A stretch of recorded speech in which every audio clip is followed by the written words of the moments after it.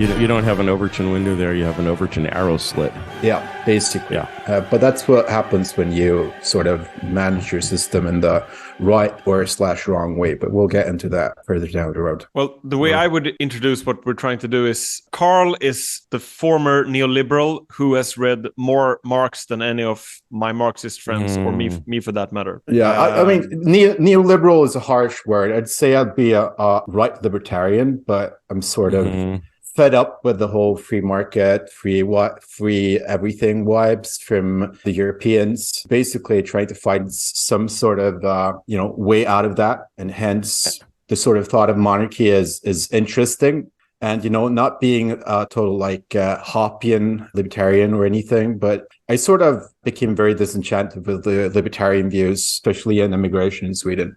Well, trying to find a political alternative here is sort of hard. So just getting the discussion going is a win, I think. I find that one sort of gateway drug for people like yourself is Monsieur Olsen's idea of the stationary bandit. Have you heard the stationary bandit, analogy? Yep. And, I feel like, you had many kings in Sweden going back quite some ways that were in some ways not just stationary, but also mobile bandits. And, in their roles, mobile bandits, they were certainly rather terrifying to others, but their own people, prospered and grew strong loot from the monasteries and so forth. But it's a myth that they ever wore horned helmets. There were no helmets with horns on them. No. Exactly. It's from the amazingly bad or good Vikings movie where I think Kirk Douglas or something from 50s, 60s. Really? Where it's a horned helmet. Yeah. So that's where the myth comes from. But but you have a lot of those people in Europe. I mean, Orban is one, Polish guys is another, trying to reignite that sort of tradition in a sense, right? Of keeping some sort of Malt and Bailey fort and protecting the peasants from the ravaging hordes of modernity, I guess. There we are. But, all right. Shall we jump into it? Let's jump into it. Yep. We're not already into it. Den unge mand, han revolutionær.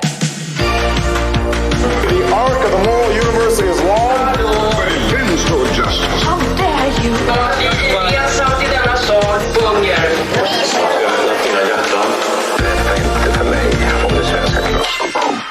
We'll try also to introduce you, Curtis, to our normie listeners. The way we read you is that your diagnosis is that the American project, as we know it today, has failed. It is essentially an empire without an emperor. You made primarily comparisons between the ancient Rome and modern-day USA.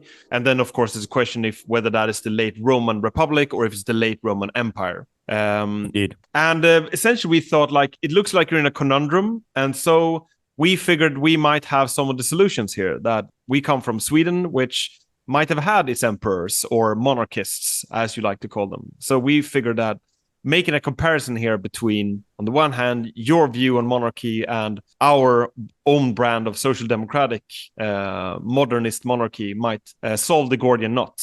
The question I always have about a place like Sweden is to what extent you can even identify at all with, the pre-modern past, because you mentioned monarchy in Sweden, and I think Charles XII, I think Gustavus Adolphus, Sweden was very involved in the 30 Years' War. There was really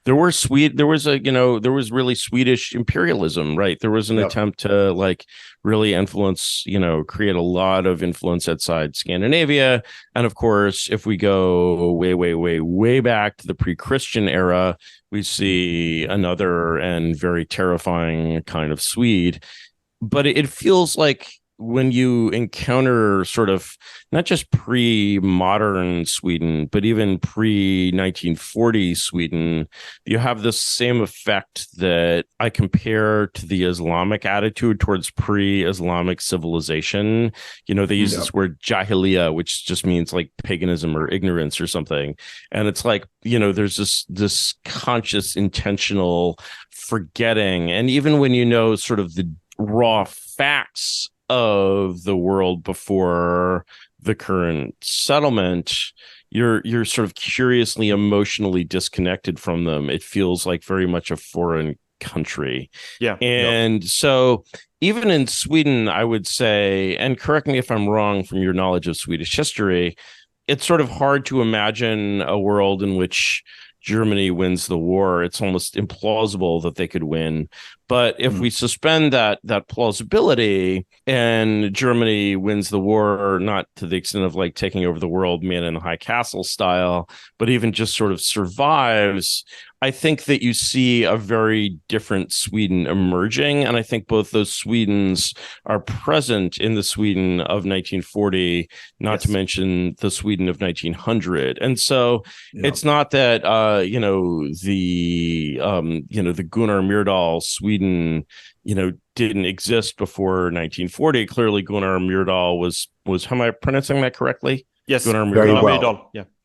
It's clear that Myrdal was born well before then, but it's also clear that, there's a sort of interesting Americans themselves before the victory of World War II, and especially before 1900, did not have the sense of like world dominating sort of security, like emotional and intellectual security that they had then.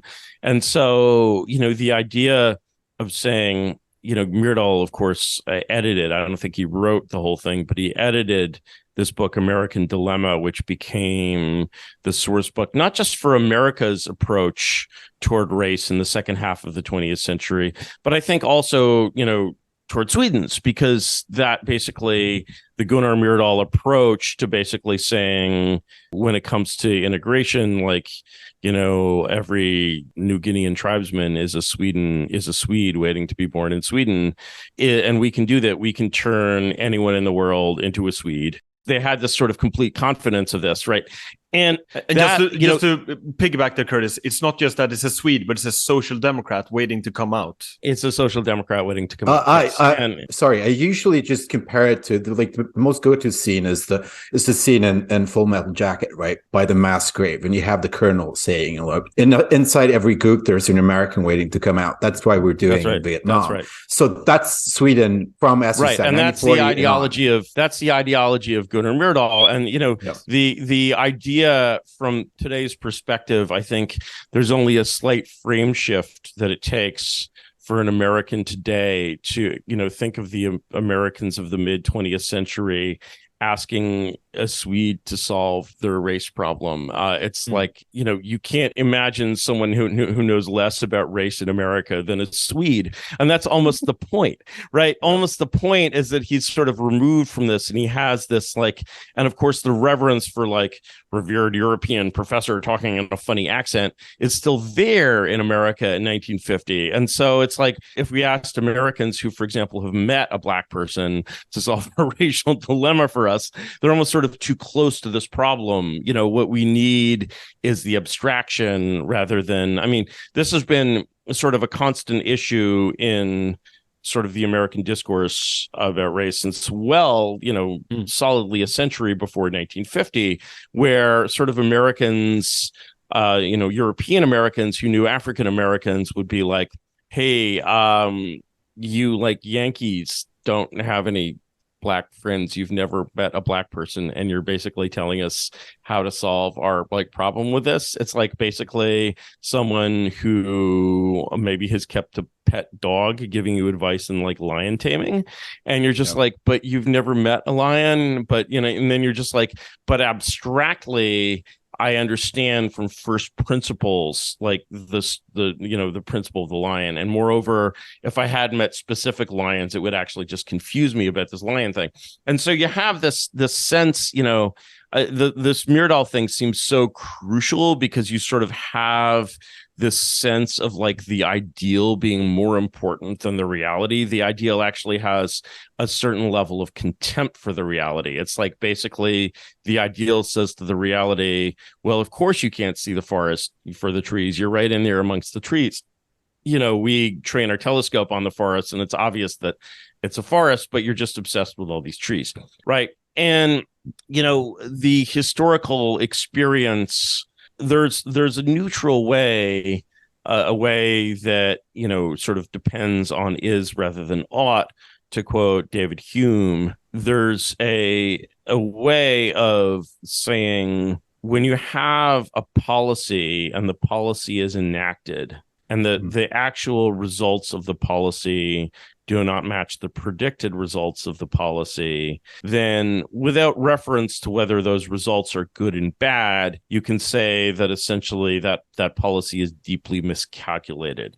And I would say that when you look at the policies, whether the policies that Gunnar Myrdal brought to America, or whether he's the ones that he sort of, in a sense, re-exported to Sweden, because of course there's a prestige effect on both sides, because, you know, to Swedes, basically, the Social Democrats can say, well, this professor is so revered that even in America, which is just conquered in the world, even in America, they call on Professor Myrdal to solve their problems. So, like, how could anyone be more, like, esteemed than that? Like, how could some, like, peasant wisdom sort of compete with that? And so you get these policies where people are just absolutely certain that this will have a certain effect. And then surprisingly, it has a completely different effect, sort of turning the population of Rinkeby into Vikings, you know, or even into, you know, good Swedish Lutheran bourgeoisie, you know, out of an Ibsen play or something. I mean, Ibsen was Danish, I guess, but it's the same thing to me. Norwegian. And the Norwegian, there you go. Which is Swedish back then. Yes. I mean, I sort of actually, you know, I do, just as a matter of American curiosity, want to get into the difference between, you know, Scandinavians, because I mean, you know, that sort of racism is very interesting to me. What Swedes think of Norwegians, what Norwegians think of Swedes. Yeah, we'll get there. You know, it's kind of micro racism, you might say. It's like Serbs versus Croats. Very interesting. Very topic, much but, Balkan. You know, very, very Balkan effect, right? But yeah, you have this tremendous sort of sweeping over of Americanism, and the Americanism is more pure. I mean, I think Johan and I in London were talking about the Roland Huntford book, The New Totalitarians. You know, it seems to me that it's sort of like, if you look at the English language, the place where there are the most varieties of English is England. And then when English is exported, basically you get these like monocultures. You don't get the, you know, it's like apples come from Central Asia, right? In Central Asia, there's like zillions of kinds of apples. But if you go to Washington State in the US, you'll find miles and miles of like just red delicious. And so, you know, not only was it sort of an Americanizing ideology that sweeps over Sweden in the 20th century, you know, you only get one kind of Americanism. And indeed, when you talk to basically the average European, they won't recognize social democracy as an American import at all. When they look at, you know, what is Americanism, they see like, it's like an American looking at England and being like, oh, England is full of really funny, bad English, right? You know, so when a European looks at America and they're, oh, it's all about God and guns and gays and slavery and sort of all of this stuff, which are the kinds of Americanism that were not the dominant Americanism, and so did not get exported. And that's a, you know, I think most people in Europe really completely miss the fact that the ideologies that they consider European are very much sort of America's colonial ideologies. I think there's not, you know, 5 Europeans in 100 who understand that. I think that's true. So I think that goes to sort of what we mean when we say the word modern, right? In a sense, we have this sort of progressive attitude coming out of the 20s and 30s that sort of pollinate through the Western world. And that's sort of what we mean when we meet. That's why progressive and modern have sort of become entwined in a sense, right? Because we have this sort of cross-pollination of not only ideas, but language. American is the hegemonical language of Europe and the world. And you watch basically culture spread along with power. And so modern means sort of what's winning now, and what's winning now is American ideology. That's one thing. But for example, at the high tide of Nazi Germany, you saw that modernity can flow in completely other directions. And so you saw, for example, that even before the Third Reich in Germany, you know, the ideology of the students is right-wing ideology, which is very confusing to us who assume that students are always leftists. You saw like weird Nazi parties springing up, and like there were like Mexican Nazis. You know, you laugh at the idea of Mexican Nazis now, Hitler and a sombrero, right? But, the Sinarquistas, those were serious Mexican Nazis, and of course in Sweden you have wasn't Ingvar Kamprad?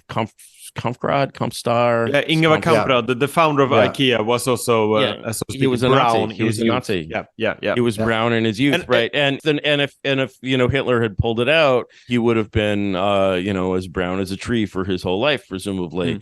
But as an Arab philosopher once said, Osama bin Laden, when people see a strong horse and a weak horse, they like the strong horse. And so, there's this sense of like power going along with strength where, it's something also to go in a completely different direction. It's something Welbeck, sort of appreciates in Submission, where it's like basically he imagines a world where like Islam is a strong force. And that basically makes, Islam cool among all the students and all the professors. And they're like, I get to have 3 wives. What's not to like? It's, we used to call it polyamory, but now we call it Islam. Sure, I don't know. You could even get San Franciscans, I think, Burning Man. If ISIS took over the U.S. government, Burning Man would start to get very, very Islamic, Desert to desert, Desert to desert, exactly. Desert culture. But to your point of the student movement, that was definitely a thing in Sweden too. Nazi students. For sure. It's just like you talk about like elite culture today. That was the elite culture. I mean, a subculture, albeit, but definitely among that strata. And you can still find this what's called bust. When you have the figure of a head. Yeah, a bust. Yeah, a bust. Yeah. So in my student collective in Uppsala, we had a bust of Hitler in the oven, which is also in the oven. Yes, in the oven. Intersectional Nazism, right there. But it had been there. It had been there ever since it was taken completely. Yeah, it was seriously. genuine. Of course. Yeah, it was genuine. Yeah. Yes. But that's still the. I mean, you have still. I think the old student culture in Hungary and Poland and Germany and Sweden and there's an old aristocratic student culture. There was a culture of basically these were young nobles, and so often hereditary nobles, and so sort of right-wing ideologies kind of had a natural resonance for these people, I think, whereas the ideology, of course, social democracy and what is the Folkhemmet? Am I saying that right? Yeah, Folkhemmet. Yeah. The people's home. The people's home, is like very anti-class, very sort of blank slate, even within. Because one of the things, even if you look at Nazism, you can see it. Obviously, it's a right-wing ideology. The idea that National Socialism is like socialist in some sense, in a sort of left versus right sense, is obviously wrong. On the other hand, they still believe that all Germans are created equal, right? They still have this sense of like being beyond the old, if you look at the Horst Wessel song, they fight against reactionaries in the Red Front. So they're still against this hierarchical idea that maybe the nobles are better than the peasants. So, even Hitler, the idea, which we now know due to modern genomics to be absolutely true, that there's a genetic difference between nobles and peasants is kind of outside even the Nazi Overton window. And that's how bad it is. That's because of democratic politics, right? Like that's you need that sort of uniting force, right? Yeah. And so there's sort of no, as so often there's sort of no future in telling the truth. I mean, and this is even, worse in like, isn't in Finland, the Finnish nobility was traditionally Swedish, right? And so you have this sort of, Swedish, noble class ruling over these, sort of ugly Finnish peasants who speak this incomprehensible language and may be descended from Lapps or Sami or maybe even reindeer, right? And that sort of vibe really is not reinforced at all, needless to say, by kind of any powers in the 20th century. I'll bet even the Swedish fascists probably did not want to stress the difference between Swedes of noble and peasant extraction. No, because there's no reason to be. I mean, because they're not aristocrats; they're plebs. They're plebs. That's right. And you can see that by, I mean, if you look at sort of the ancient, Scandinavian, their equivalent of like Hinduism, really, you have this 3-part or 4-part division of society on which the bottom are the thralls. How do you say that? Thrall? Yeah. Träl. Which basically means slave, and the slaves are they look like they come from the south. They have dark hair. They have wide heads. They're basically... In Sweden, we would say they're from Skåne. Yeah, they live in the Småland. They live in the forest. They usually live in the forest. Is that word the same word as the English troll? Does it come from the same root? Troll? No, I think it's more thrall. Thrall, right. Thrall, but is thrall and troll like a cognate at all, or just totally a separate? No, because are you trying to create a link to the shuds? I don't think it's. I don't know. I'm just curious. Yeah, the thorn and the T are very, very different. You say thorn in Swedish, like as an Anglo-Saxon. Yeah. Yes. Thrall, not troll. Okay, fine. But I still like the link in, and the idea is that basically this distinction is probably goes all the way back to 3,000 years ago, when you have these early European farmers who are basically conquered by long-headed Yamnaya battle axe wielding 6'5" blonde Conan the Barbarian. No. Sorry, Curtis. We need to be politically correct on this podcast. It is corded ware culture, not corded ware culture, not battle axe culture. That's right. That's right. They actually, they may have had battle axes, but these were just decorative. They came in peace and they conquered with love. And they another legacy of the post-40 Anglo-Saxon influence you exported over here. Do you know the name? I really need to read more of his books. Do you know the name Sven Hedin? Yes. Do people still read Sven Hedin, or is he considered evil? No, he's considered evil, but he's like sort of semi-occultist, Nazi-linked guy, because he got the medal from Hitler once. But he is, still like in people who know their stuff know he's a hardcore explorer guy. He's a Swedish Indiana Jones of Sweden. Yeah, I would say Indiana Jones of Sweden. No, but even more, he has like a Swedish Lovecraft energy. Yeah, also that. Yeah. And are his books still in print in Sweden, or no? No. I mean, oh my God, that's so you sad. would find. I mean, I think he write a book about Hitler. I think, or he knew Hitler or something like that. I think there's a text of him praising like the German sort of rise to glory again, probably. But that's sort of a dime a dozen for Sweden in the 30s, right? So, but I would say the more important context here is that Nietzscheanism was fairly large at the turn of the century in Sweden. Sure. We had literary critics like Strindberg, who was big on Nietzsche. So this idea of heroic... They were pen pals. Yes. So you had basically people who wanted to be heroic figures in culture, in politics, in science. And so they would keep on that zeitgeist essentially. And it's also the sort of transition, right, from obviously part of the late 19th century romanticism, but like it's the project of actually building a nation out of what had been an empire. So Sweden is an empire until 1905, when we sort of dissolve the union with Norway. But that's the union of Sweden-Norway. That's a post-Napoleonic sort of construct. Sure. Was the secession of Norway, was Perfidious Albion involved in that? Did the British kind of pull Norway away? I'd love to blame like liberal England for everything, right? Or the Whigs. I love to, absolutely. But the problem here is like the nefarious influence. I mean, essentially, yes. But like, can blame them for liberalism at large. Sure, you could do that, and it's probably Gladstone's fault as well as the Norwegian situation and the Danish situation, which was de facto, as we know, an English sort of coup against them, and they betrayed their glorious Danish allies to the Prussians.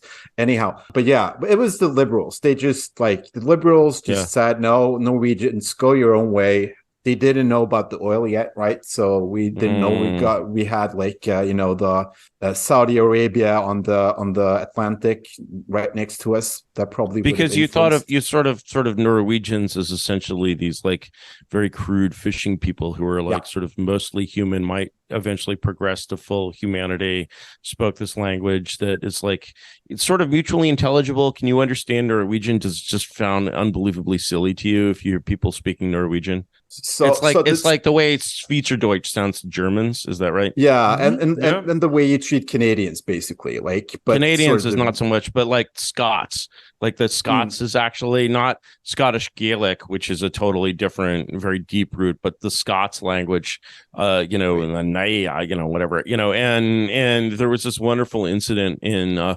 They have, God only knows why, a Scots Wikipedia.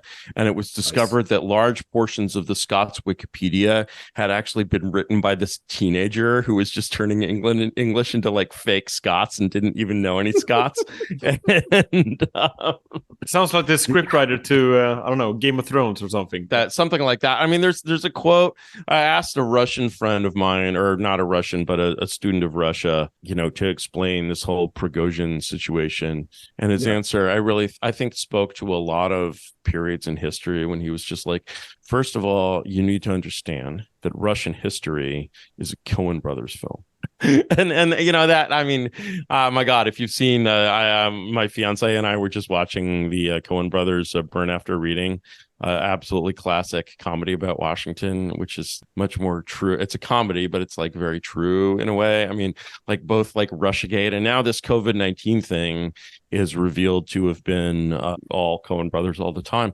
But I mean, speaking of COVID, really, what's so fascinating about Sweden is that Sweden really went its own way with COVID. And what we see, I don't know how trustworthy this was, what we see, and I was very skeptical of the Swedish approach because I was actually kind of a COVID hardliner. And what we see in at least the excess death statistics, I don't know how confirmed this is that Sweden has one of the lowest rates of excess death in the world because you guys never locked down. And because more generally, because you sort of never, there was sort of enough kind of independent spirit that, America went through this strange flipperoo on COVID where at the start of February 2020, you were supposed to go to Chinatown and lick doorknobs to prove that you were not a racist. And then Trump was like, there's no such thing as a virus. And if Trump had been like, it's we must protect America's precious bodily fluids from the Chinese kung flu. We'd still be licking doorknobs. And in Sweden, they kept licking doorknobs. And it turned out that licking doorknobs was actually, in a way, seemed like it was kind of the right thing to do, at least if these statistics can be trusted. In that, I mean, early COVID was a nasty thing. You didn't want that.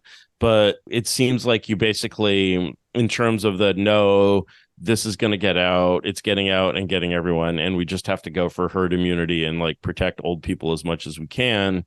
It seems like that was the result that was actually vindicated in time. And it came from a very unusual level of like intellectual independence and self-confidence. Would you agree with that? Yes. Yeah. But also, what we got told basically was, we're doing this for social justice reasons. If you don't like it, like, you're a fucking traitor. Go to hell. You're a traitor. And which is so strange because all the other countries were like, we're doing exactly the opposite thing for social justice, reasons. If you don't like it, we're Sweden. We're Sweden. This is the third wave. Outliers. Third wave. They basically said, fuck old people, let them die.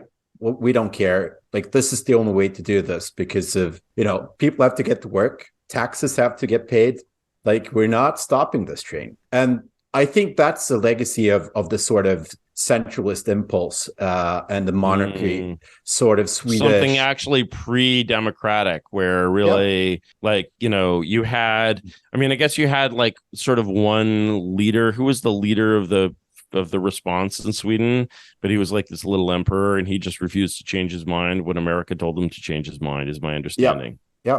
You are referring to Tegnell.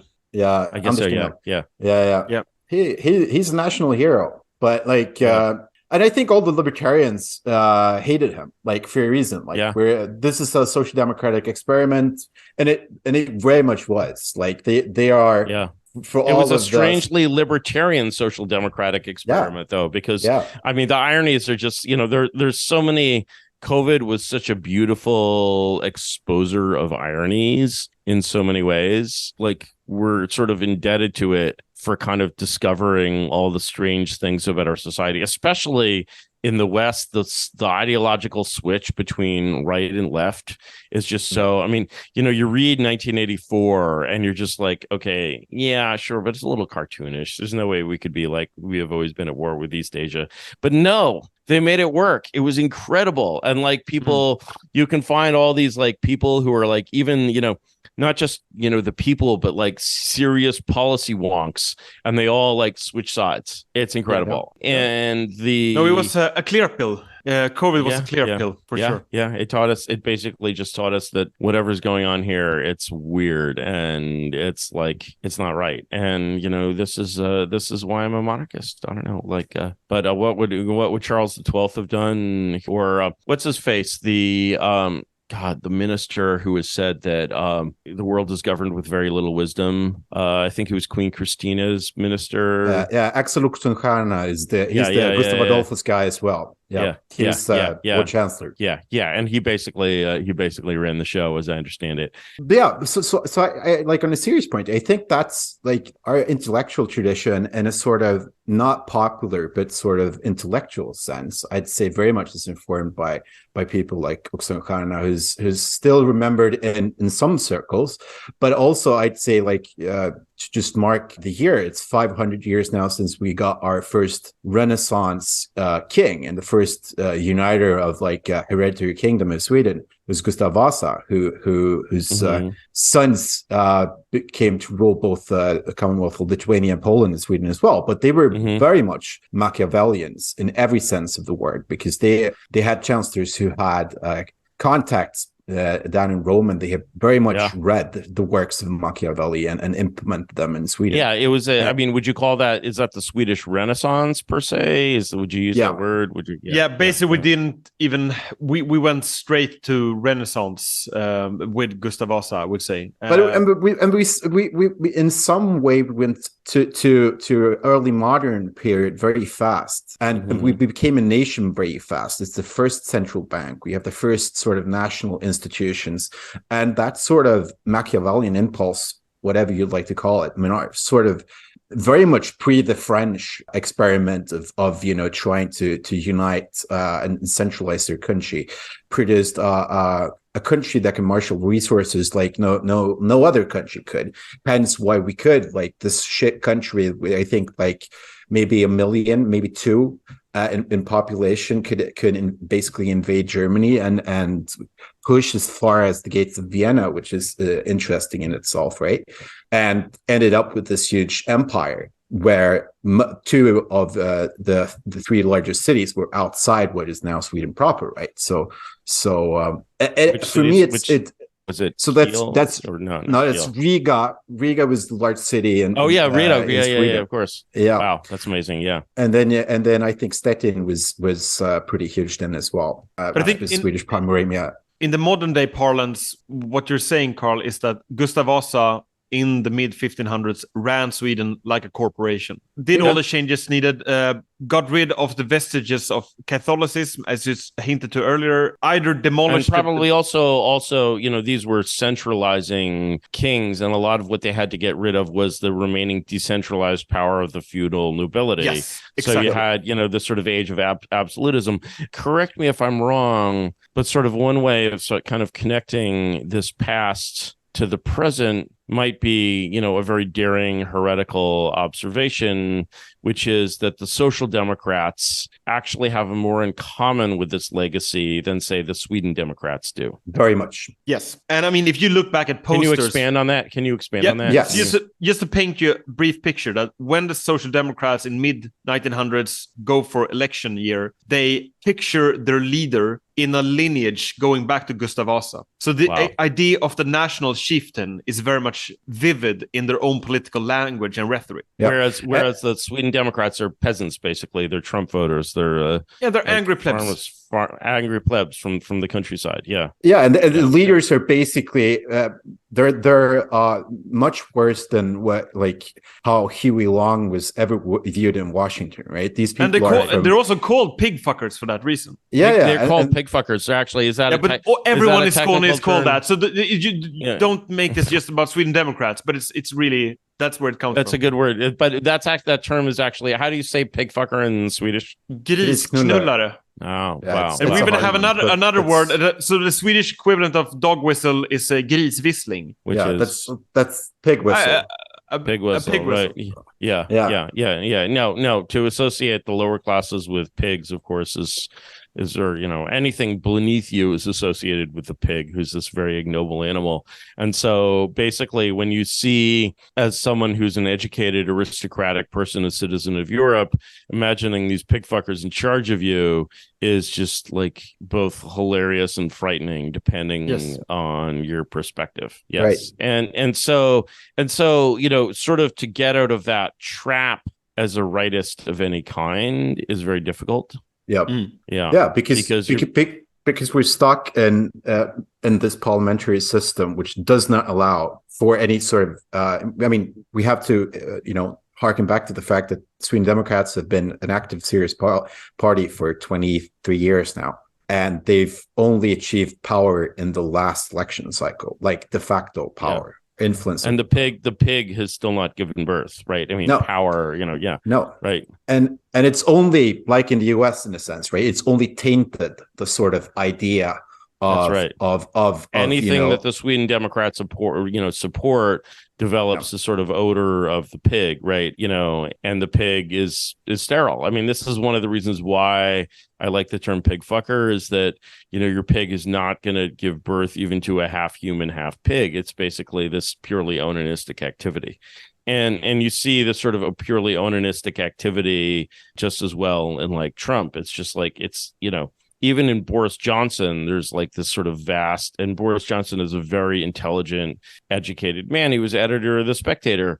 But you know what? Basically, what is Brexit? It's a pig fuck, and the getting sort of out of this, for us as basically, sophisticated students of history for whom right wing doesn't mean any particular kind of pig fuckery. It just means sort of the absence. It means stepping outside of the Overton window, really in any direction. I always love to use this analogy of the word Gentile, because it means the absence of something. Like sometimes I'll say racism is not a belief, it's an absence of belief, and that just really confuses people, but to me it's obvious. But this sense of okay, I'm going to step outside this current, which I believe, I perceive this current of progressivism, modernism, liberalism, whatever, to be the whole intelligent world. And the idea that there could be intelligent thought outside of that stream is a very remote one. And the existence of these pig fuckers basically only reinforces that opinion, because you're basically okay, this is what intelligent modern European people believe. But what if I didn't believe that? The answer is go fuck a pig.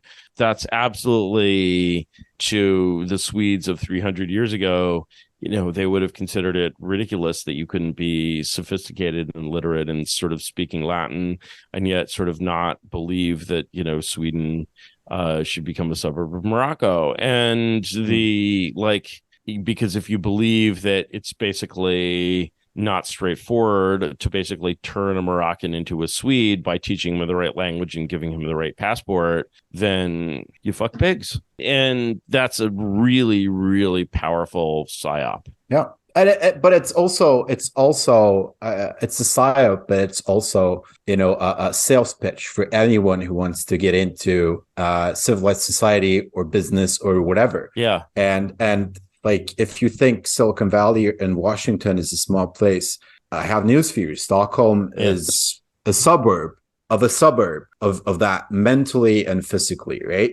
So, and if you fall outside of that suburb, you're just who is this person? He's going crazy. No. He probably has syphilis, like Nietzsche, and so it really becomes, for the most important ruling classes, it really becomes the Overton narrow slit, where basically you just have this dogma that's essentially, not only is it as narrow as the old Communist Party line, it essentially is the old Communist Party line, because let's be real.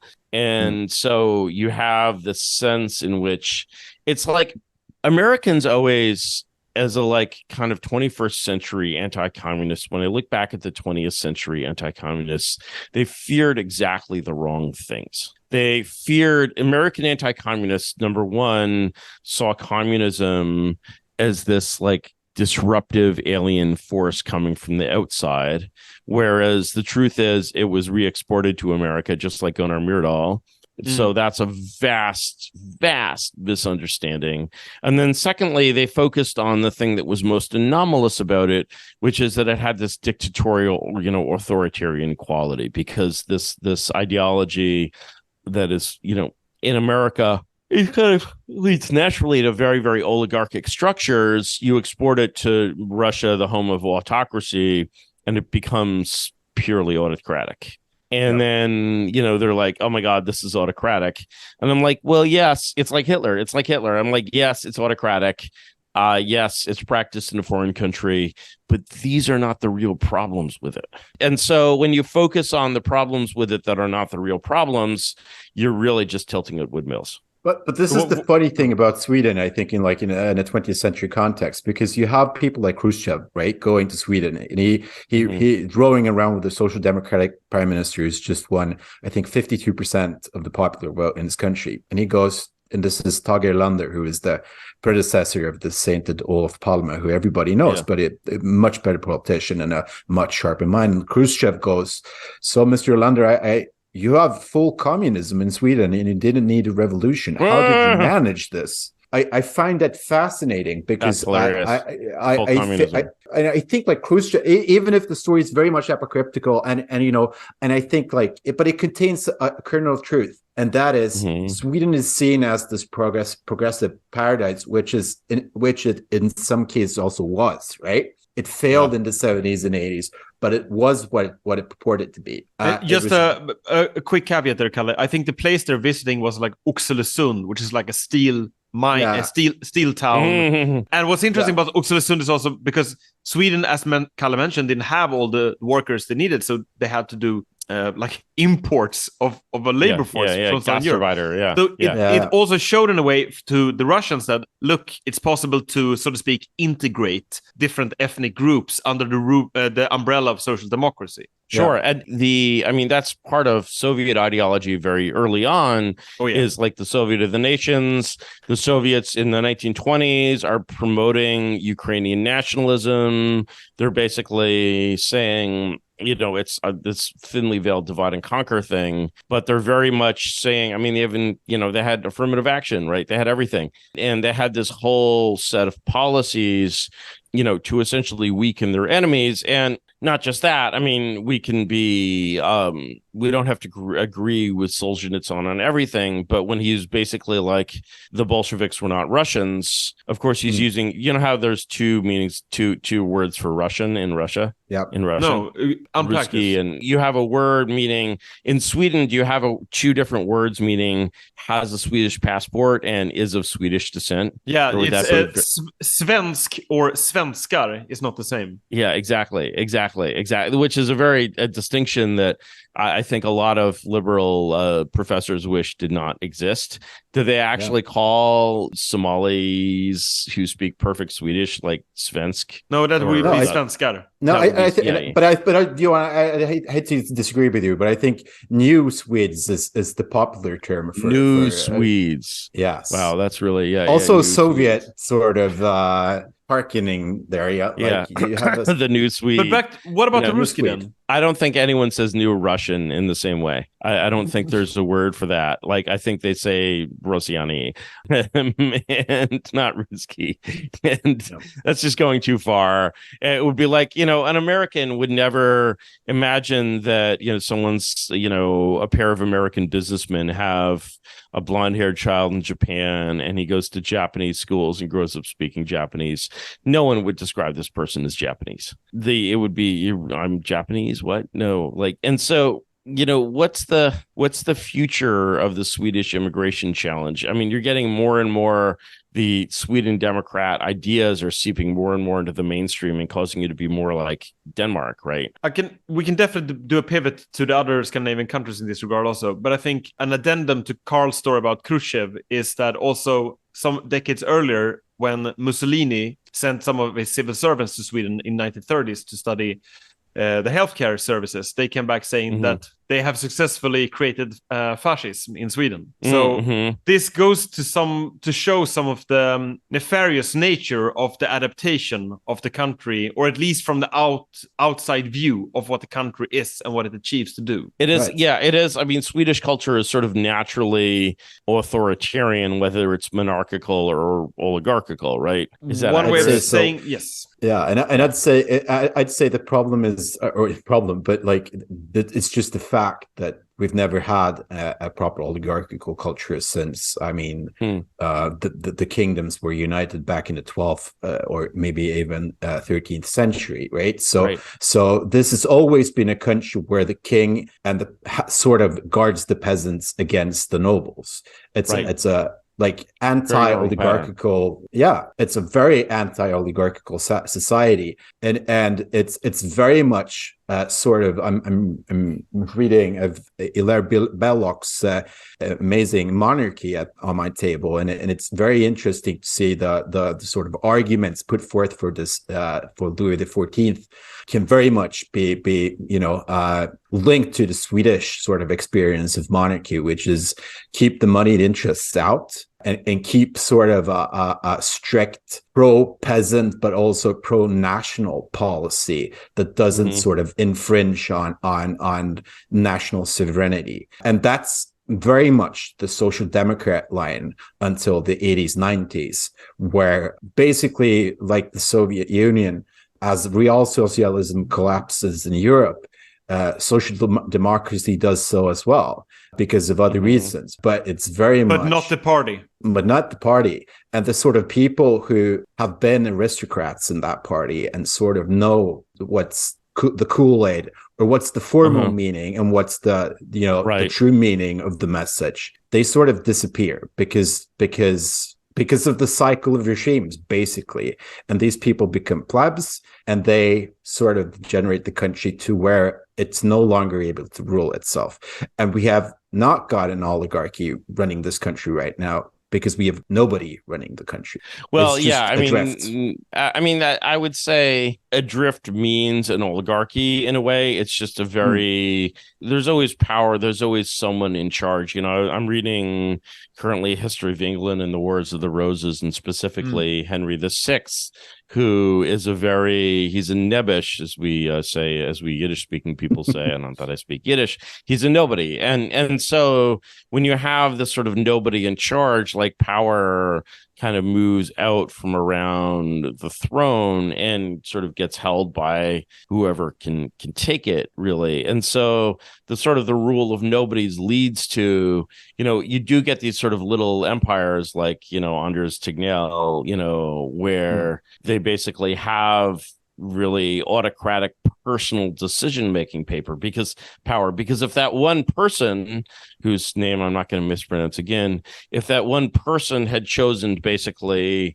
to go with the American approach, and then Sweden would have gone with the American approach. Like that's a little bit of monarchical power, which is relatively unusual. Now we're seeing in the U.S. that basically with some of these messages that have been unearthed, that Fauci, who also is a kind of little despot, actually was responsible for funding the coronavirus, covering up the funding, fighting against it. It's like, as they say in Italy, it was fought on both sides in both world wars. And the same is true, Fauci fought on both sides of the coronavirus, right?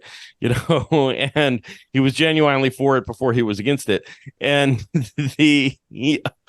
but ostensibly, it is not Fauci's kind of personal power that dictates this. It's just that he can call a meeting and get the scientists to say what they need to say. And then they have to basically double down on that unless they look like complete asshats. I mean, for me, monarchy, democracy, and oligarchy are not forms of government, they're forces of government.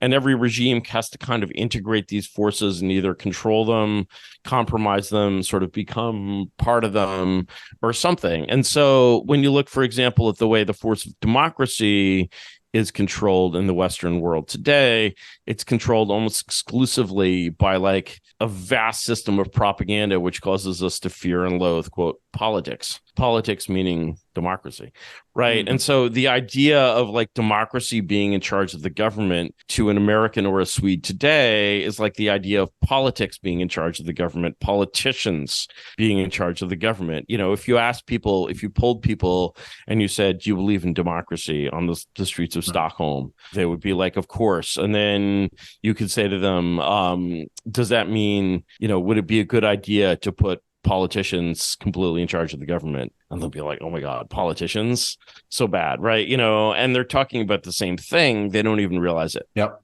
Which is amazing. It's just like I was saying earlier with 1984, you'd never believe that information control could turn people around that completely. And yes, it has. So the problem is like there's so many threads of reweaving sort of the sense of where we even can sort of formulate a future in this, right? But like it seems like a fallen hope for something like, you know, a restoration of higher learning or even learning in a sense, right? Because the internet seems to be heading in a more centralized way, and sort of the algorithm seems to be steering us in the same way that the universities sort of have a monopoly of thought right now, right? Of course. So and the idea of, you know, so I feel like we've gone around sort of the problem enough, but the solution is still very difficult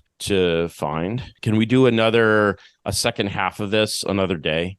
Yeah, for sure. All right, awesome. And we'll go in that one. We'll go straight to, okay, we've danced around the problem enough. Like, what is the solution? Yeah, that sounds great. Awesome, cool, Curtis.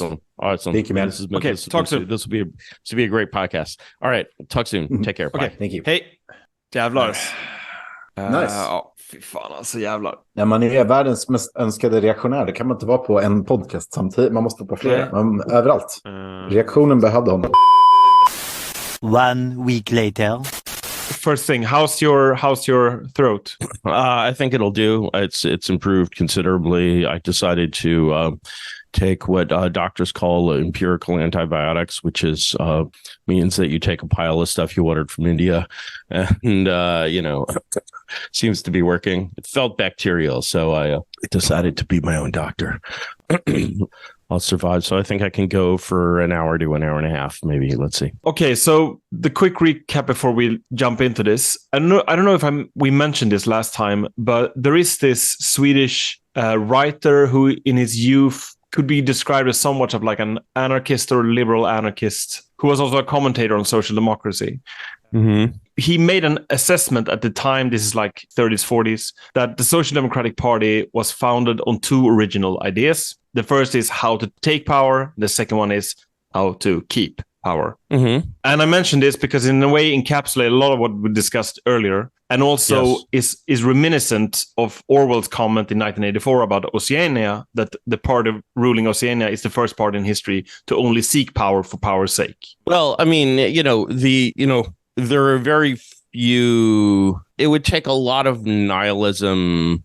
This is a really sort of fundamental question, about the left, which is very interesting, which is that I genuinely believe that the effect a certain style of thinking is very much this, but it's also the sort of the consciousness of that kind of thinking is in some ways very limited. And so kind of part of the puzzle that sort of the right always, as I think I said before, right is really just the absence of left. And so you sort of have this, when you look at the left from the right, you sense this sort of like demonic, sort of almost addictive, like hunger. It's really like the hunger of an addict. And it's sort of a collective hunger. And if you look at the minds of individuals in it, of course,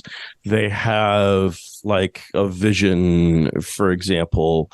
But I mean, it's like, take something as simple as climate change. So one of the ways that I like to persuade people to sort of think about this is to imagine a totally different scenario. As we know, the Earth has a very variable climate, and to imagine a scenario in which anthropogenic gases, the word clean has always struck me as one of the most Orwellian words in our discourse, because whatever you can say about CO2, it's not dirt, but it's not really anything like dirt. But if you looked at a scenario in which the basically predicted rise in temperature over the lifetimes of those now living was predicted with just the same level of accuracy, which is not a great level of accuracy, but actually the accuracy of the input of the climate forcing from greenhouse gases is pretty good. It's modeling the impact of that's not very good. But the impact of greenhouse forcing is sort of easily defined as the equivalent of a corresponding increase in solar flux in the radiation coming from the sun, because the greenhouse effect, of course, radiates, discovered by your own, Swedish scientist, whose name I won't attempt to say. Oh yeah, Svante Arrhenius. Arrhenius, there you go. And suppose that this effect was attributed, suppose we lived in an alternate world where the same increase in solar flux was attributed to a reliably predicted by astronomers increase in the output of the sun, which, as we know, is a somewhat variable star. When we try to imagine a world in which basically people are as concerned about that identical impact on humanity, and, for example, consider mitigations such as geoengineering, which in my view is the best, way to approach anthropogenic climate change, I don't think that it would generate the same level of interest within 2 or 3 orders of magnitude. I think people would basically be like, oh, yeah, this is a thing that's happening. We wouldn't, we can only notice it via like very dedicated scientific instruments. Maybe the impact is a little greater toward the poles. Maybe if you live in Alaska or the north of Sweden, you can actually sort of see it with your own eyes. Other than that, if the scientists didn't, know it was happening, you'd never know it was happening. No. And which is certainly the case for anthropogenic global warming. I mean, a fun exercise is to go back to, people are very confident in making 30-year predictions because they don't think that anyone will be able to call them on their stuff. If you go back to 1990 and you see what the predictions for 2020 are in like newspapers that had just started to be on the web or whatever, it's just absolutely crazy stuff, right?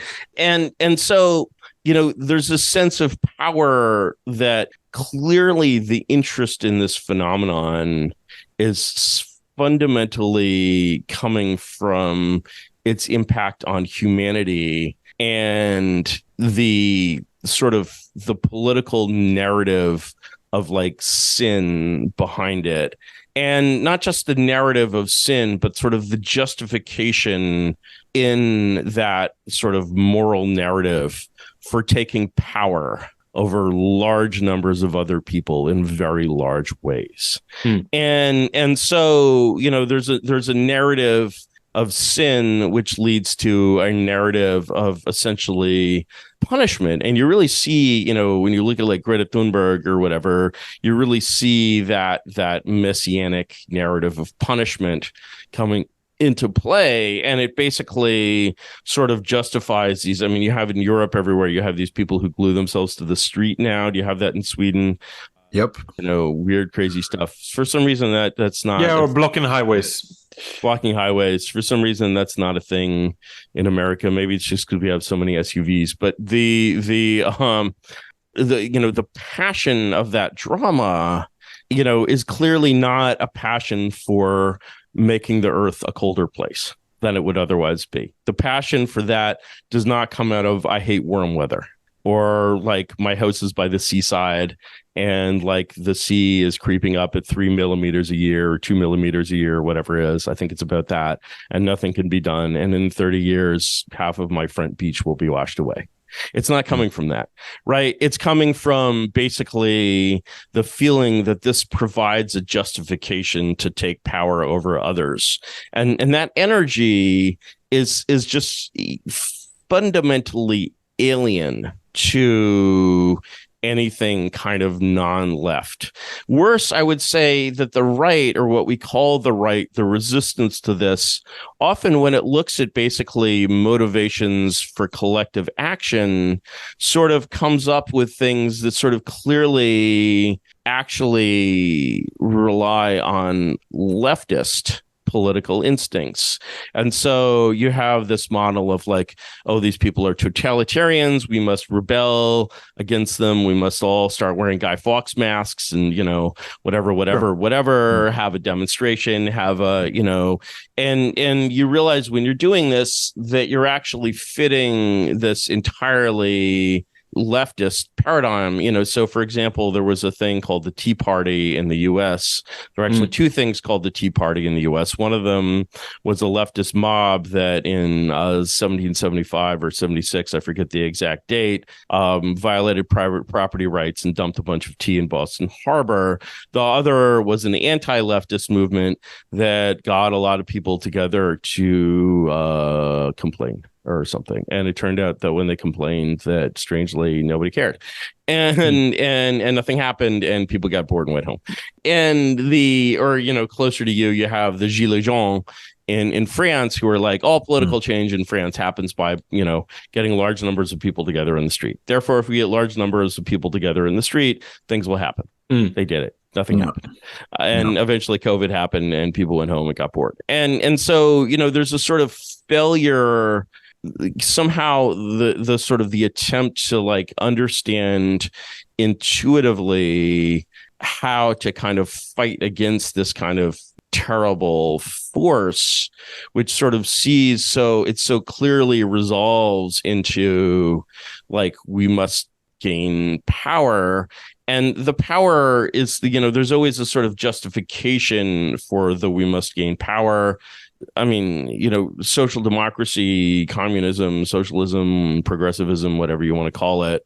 These days, I like saying to people that communism is just a euphemism for progressivism, and they look at you strangely and they're like, don't you mean, you know, but, you know, that whole force is sort of, it's a revolt of the elites. It's basically an attempt by people who feel that they naturally deserve power to gain it. And their justifications for power, you know, whether it's like the, you know, the rights of the worker, you know, 100 years ago, or the rights of the immigrant now, or global warming, or, you know, if you remember the, you know, the peace movement back in the, you know, before the end of the Cold War, all these people are, you know, all the people that were in the peace movement, you know, 30 years ago are now like baying like bloodhounds for war in the Ukraine. And, you know, it's like all of these pretexts kind of disappear in like favor of this like hunger to like prevail. And understanding like how that works is critical to disarming it. And especially, I think, understanding not just, you know, and understanding how, like, not, you know, in defeating it, understanding that you can't like just fake it from the other side. You can't basically get together a bunch of people and kind of appeal to their political instincts, or sort of have them, you know, they're trying to do something rational, and you're trying to sort of bring them, you know, the rational thing is to say, essentially, hey, surrendering to these instincts has turned out to be a pretty crappy way of government that does some pretty strange and crappy things. and we would like to replace this with a non-crappy government. That's a rational choice. And so to some extent, human politics is based on these irrational emotions, but, you have a fundamentally different set of irrational emotions, of motivations, of ways of thinking that basically can be organized in the opposite direction from this. And if you basically say that the human political instinct is sort of just leftism and nothing but leftism, then your thing always kind of peters out. That was a fairly long answer, but does it get at some of the things you're pointing toward? Yes, and to clarify also, within the context that we discussed about actually how you attain the power, that is how you set up something approximating a monarchical rule, the description here of the Swedish social democracy, what makes it tick, is not primarily a critique as much as a praise for what has made it a monarchical force from the 1930s until the 1970s. What has happened thereafter is that, well, an oligarchic force, really, because there was never a single like it never developed the sort of monarchical form that that the Eastern parties developed, where they actually went so far into power that they basically sort of generated this Leninist structure. You never had a Leninist structure in Sweden, as I understand it. That is true. My point here is more that there's a real political instinct that you can create plausible myths for people to believe in, for example, by combining socialist, nationalist, and if need be, liberal sentiments, and that these myths over time then got mistaken for being the real thing. So in brief, Swedish social democracy went from trying to be this purple Caesar to become a red Caesar. Red in the European sense, but yes, yes. But it was still always, it never quite, again, it's the reason I balk a little is people always identify sort of this overly intrusive state. First of all, like, limited government is a myth. All states are total. The question is not whether it's total, but whether it's unnecessarily intrusive and unnecessarily. And I think it's very clear that there's a lot of stuff in, sort of the new totalitarian, to use the Roland Huntford term, in the new totalitarian state that's clearly overly intrusive, that basically, wants to control your thinking and really wants to regiment you at a level which is totally unnecessary and inappropriate for many, many people. So, seeing this come from sort of an oligarchic structure really violates, there's just, all of this leftist myth making that's gone into the way that people think about power now. It really violates this myth making when we see, like, these structures, this kind of force exercised in an oligarchic way. To take a very different example, people are all, when they look at, say, censorship on Twitter, on the old Twitter, on old social media, they fixate on this sort of top-down structures, and they're like, oh my God, it's coming from the government is doing it, etc., etc., etc. You're referring to, like, the blacklist that they reinstated by the end of the 2010s? Yeah. The sort of blacklist coming from FBI and CIA, and then mostly coming from these NGOs. And they're like, well, these NGOs are funded by, the state, so this is really state censorship.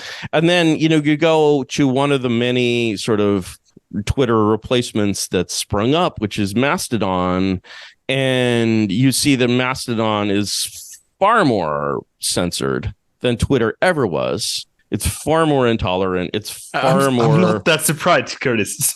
I know, it's far more like gestaltet, to use the German term, and with no sort of government involvement at all. And so you actually see that this force is coming from a much different place than you can imagine. Or it's like when, and American classical libertarians just don't understand this.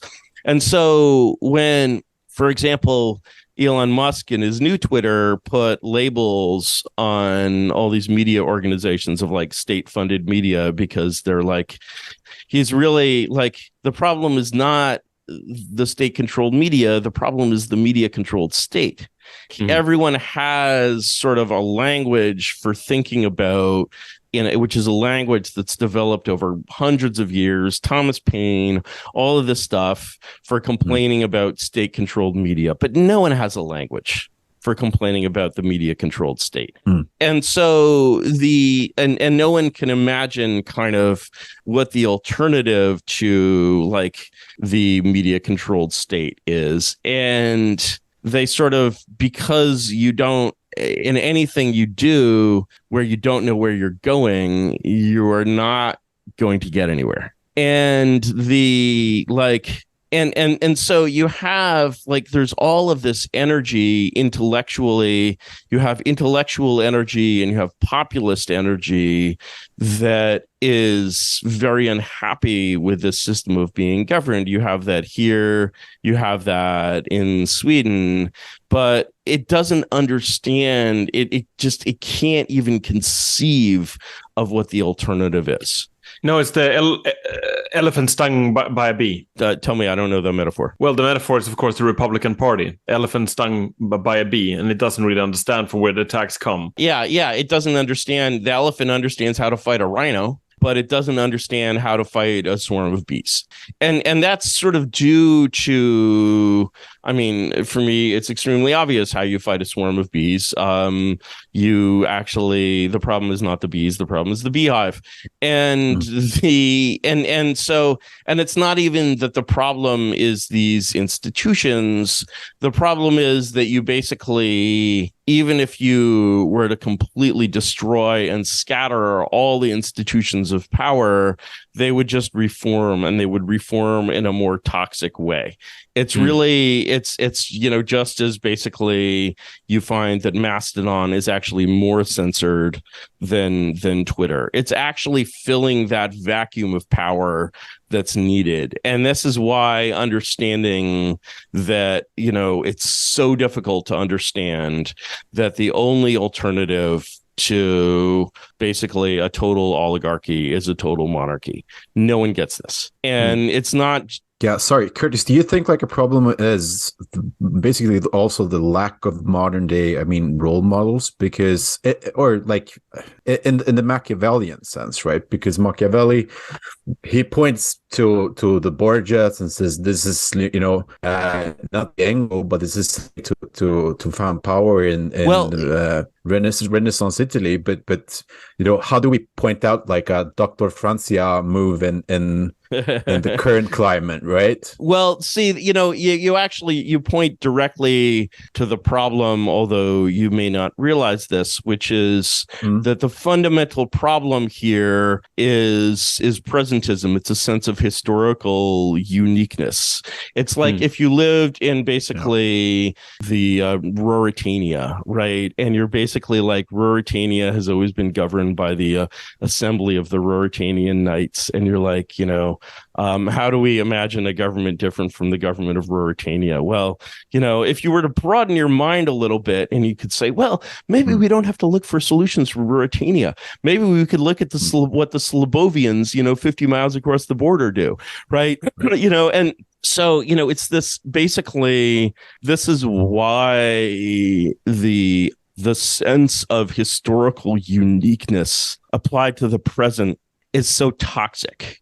Because if you think of the present as fundamentally better and different from the past, and you think that basically lessons learned in the past do not apply to you, I know these people were interesting, but they're very barbaric. Did you know they didn't have any antibiotics or iPhones? How would we learn from people who didn't have iPhones? How would we learn from, who is the famous Swedish chancellor who said Oxenstierna? You can say that right. How would anyone in Sweden today, care? Like, imagine you say that name properly. Axel Oxenstierna. Oxenstierna. God, that's so weird.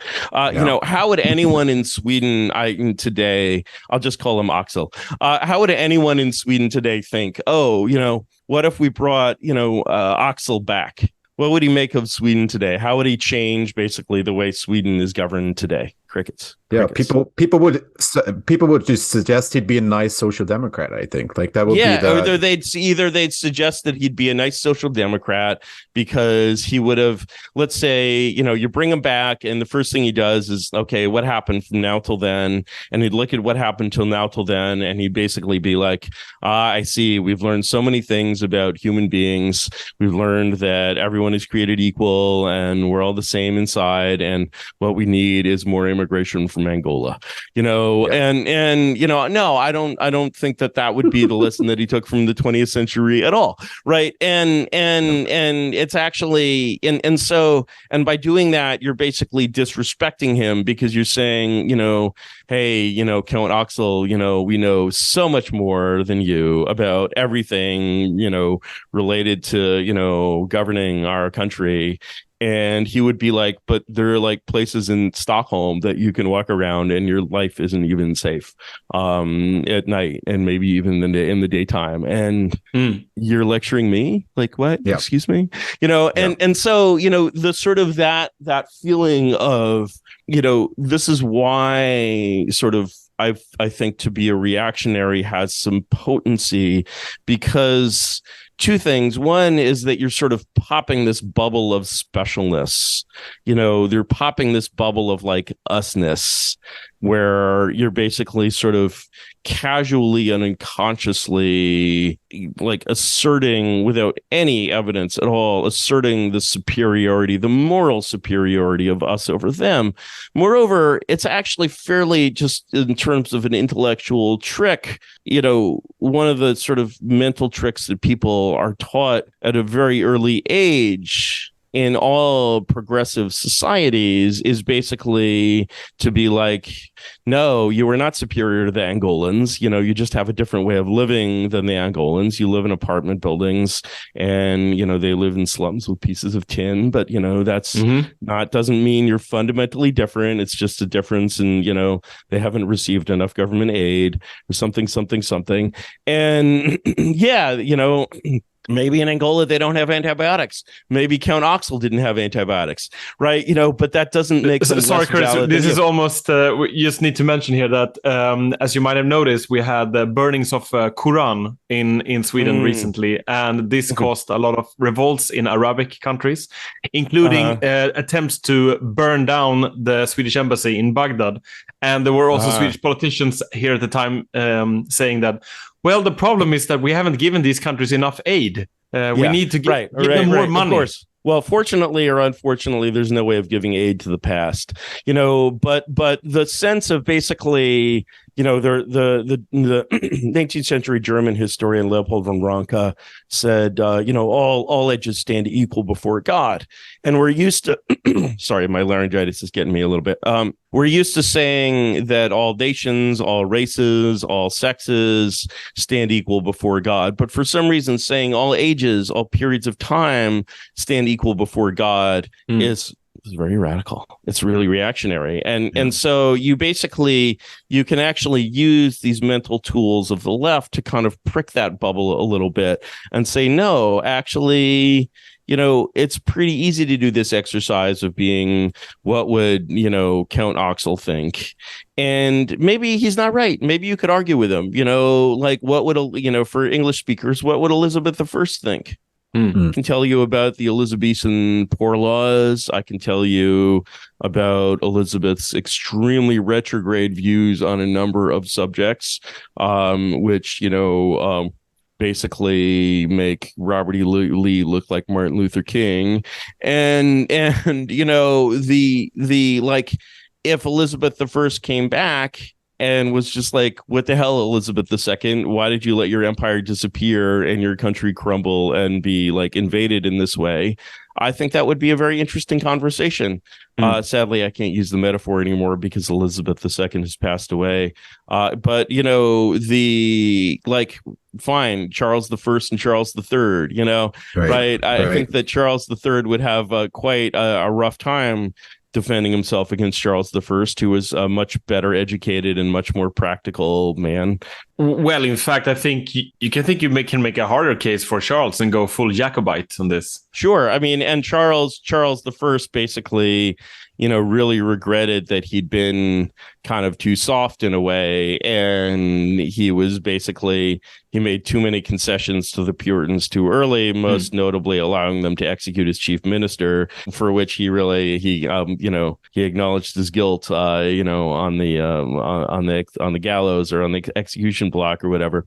And so, it's like simply by this sort of one act of respecting the past and saying knowing the past is not the same. I mean, you can get all the history books you want, and they all basically, to use a term from, progressive theology, they all basically other the past. They all, they objectify it, they demean it. They never ask this question, what would they think of us? And if they ask the question, what would they think of us, which they almost never do, they never take it seriously. And so, when you basically when you sort of eliminate this thinking of like, what modern examples do we have for this? And we throw away the word modern, we have a ton of examples. And we, understand very, very easily. The second, trick that we can use, of course, is we can say, well, this is just a problem of how to run the state as an organization. And the state as an organization is no different from other large organizations, except that other large organizations are all exclusively run on fundamentally the monarchical principle. And so, it's very easy to imagine, like IKEA, right? Like, what if we had a state that worked as well as IKEA? Have you been to a government? I mean, I think in Sweden, the government works really somewhat better than it does in the US.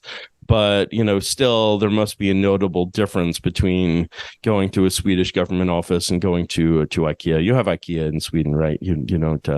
It's not just for export. Yeah. Exactly. and so, again, when you basically look at everything that works, everything that matters, all the things that we use and build, they're built by monarchies. In many cases, they're built by monarchies in a monarchy because they're made in China, which has, of course, this remarkable monarchical structure. And you basically turn over anything, all the gear that we're using to make this podcast was made in a monarchy. And was your microphone made in Sweden? I don't think so. And so you're basically like, sort of, you have all of these obvious answers staring you in the face.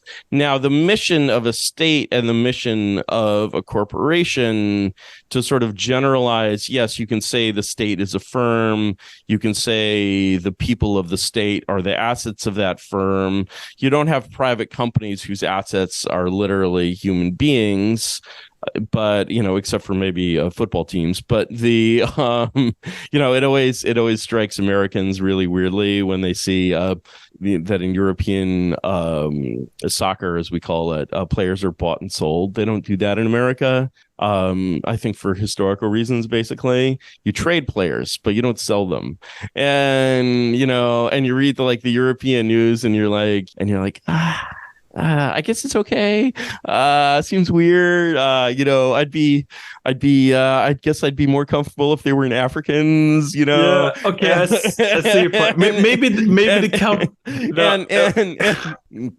Well, but it's so much money. I guess it's fine. I get, but I think the counterpoint to that would be like in the US, it would be like only this group of people can wear these kind of clothes. Where in the Europe, it's like, okay, so I don't know if we're gonna have like ethnically coded armbands and stuff like that anymore. Yeah. There's a lot of the ghosts of the past are sort of ever present. But the thing is that when you're sort of, this is why kind of breaking out of this frame of like modernity is this thing. It's not a matter of time.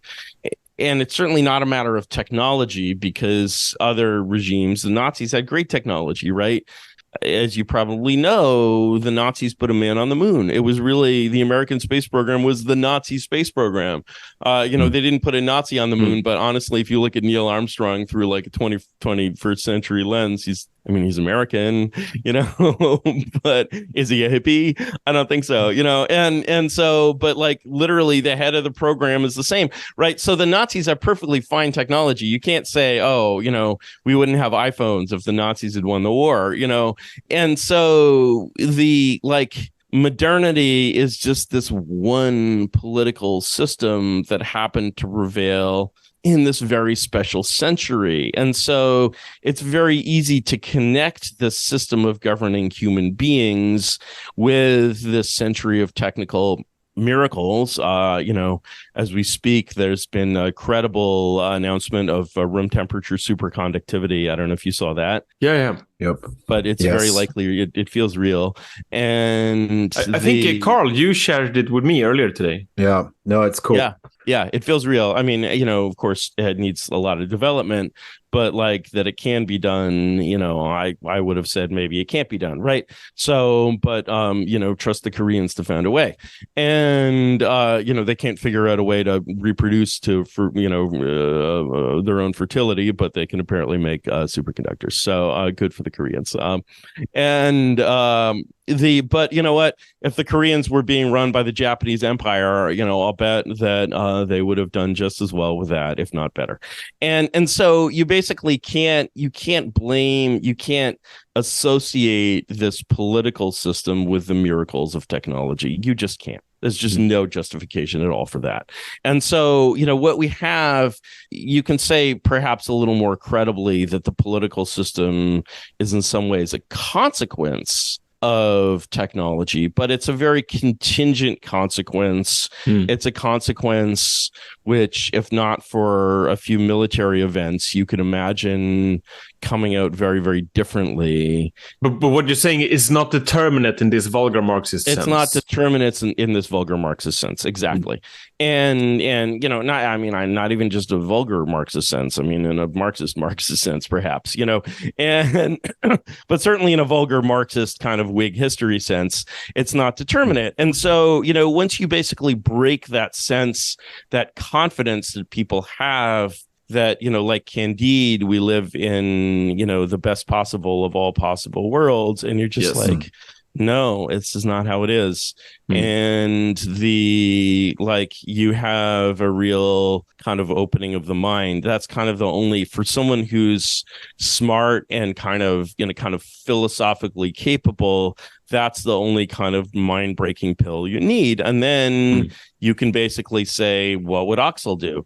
And, Axel would probably not be a social. I'm going to go out on a limb here and say that Axel would, I'm sure, find many points of agreement with modern social democracy. He would be impressed in many ways at the strength of the state. He was not a believer in a weak state. He was not a libertarian, but he would also be like, look at many things and be like, my friends, this is just crazy. And and sort of like, it's not that difficult to access this source of wisdom, and kind of breaking this form of confidence is it's just not a difficult step in my mind. But yeah, and of course you do have modern models to some extent. People love to talk about Lee Kuan Yew in Singapore.